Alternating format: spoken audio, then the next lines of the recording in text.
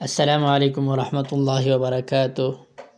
محترم و معظم ناظرین و سامعین کرام، بہت ہی افسوسناک خبر ہے کہ مولانا طارق جمیل صاحب کے بیٹے عاصم جمیل صاحب جان بحق ہو گئے۔ تو یہ واقعہ کیسے پیش آیا؟ کیا ان کو گولی لگی یا کسی نے مارا ہے؟ تو آئیے چلتے ہیں ان کے بڑے بیٹے کی زبانی سن لیتے ہیں کہ یہ واقعہ کیسے پیش آیا۔ چلو سن لیتے ہیں ان کو۔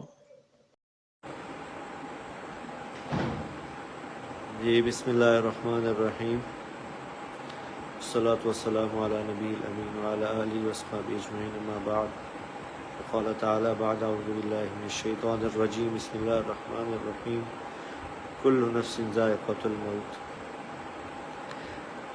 میں انتہائی بوجھل دل سے، انتہائی مشکل سے یہ ویڈیو میسیج ریکارڈ کروا رہا ہوں کہ آج شام کو میرے چھوٹے بھائی عاصم جمیل کی ڈیتھ ہو گئی، جو کہ ایک بہت بڑا ہماری فیملی کے لیے سانیہ ہے۔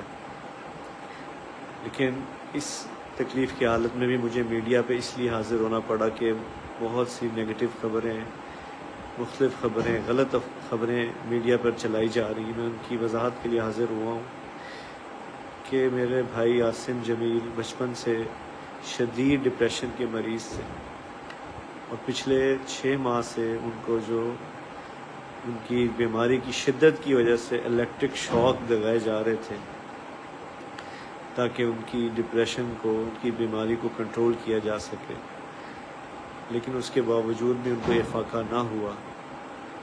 اور آج کے روز وہ اتفاقاً گھر میں اکیلے تھے، اور انہوں نے اپنی تکلیف اور اذیت کی وجہ سے باہر سیکیورٹی پہ تعینات جو گارڈ تھا اس سے بندوق لی اور اس سے اپنے آپ کو انہوں نے شوٹ کر دیا۔